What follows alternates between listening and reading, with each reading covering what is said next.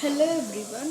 In this video I am going to tell Bhagavad Gita shloka number 8.28, the last shloka of Bhagavad Gita chapter 8, Attaining the Supreme.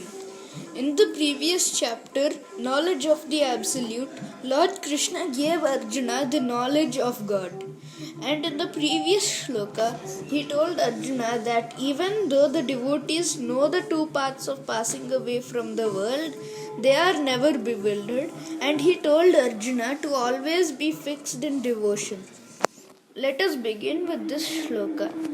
Vedeshu yajneshu tapashu chaiva daneshu yat punya phalam pradishtam atyeti tat sarvam idam viditva yogi param sthanam upaiti chadyam.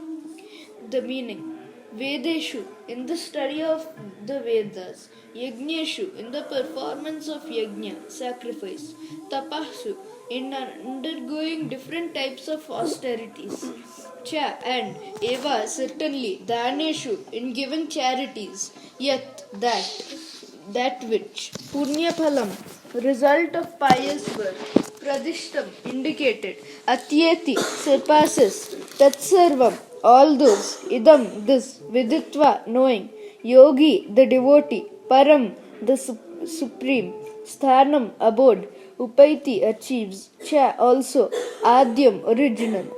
The whole meaning is, a person who accepts the path of devotional service is not bereft of the results derived from studying the Vedas, performing sacrifices, undergoing austerities, giving charity, or pursuing philosophical and fruitive activities. Simply by performing devotional service, he attains all these, and at the end, he reaches the supreme eternal abode. This shloka is the summary of the 7th and 8th chapters, which particularly deal with Krishna consciousness and devotional service. One has to study the Vedas under the guidance of the spiritual master and undergo many austerities and penances while living under his care. A brahmachari has to live in the home of the spiritual master just like the servant, and he has to beg alms from door to door and bring them to the spiritual master. He takes food only under the master's order, and if the master neglects to call the student for food that day, the student fasts. These are some of the Vedic principles for observing brahmacharya. After the student studies the Vedas under the master for some time, at least from age 5 to 20, he becomes a man of perfect character. Study of the Vedas is not meant for recreation of the armchair speculators, but for the formation of character. After this training, the brahmachari is allowed to enter household life and marry. When he is a householder, he has to perform many sacrifices so that he may achieve further enlightenment. He must also give charity according to the country, time, and candidate, discriminating among charity in goodness, passion, and in ignorance, as described in the Bhagavad Gita.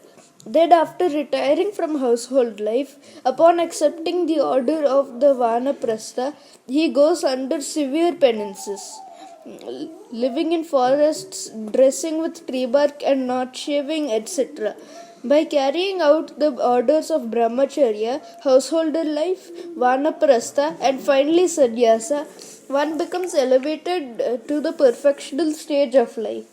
Some are then elevated to the heavenly kingdoms, and when they become more advanced, they are liberated in the spiritual sky, either in the impersonal Brahman or in the Vaikuntha planets or Krishna Loka.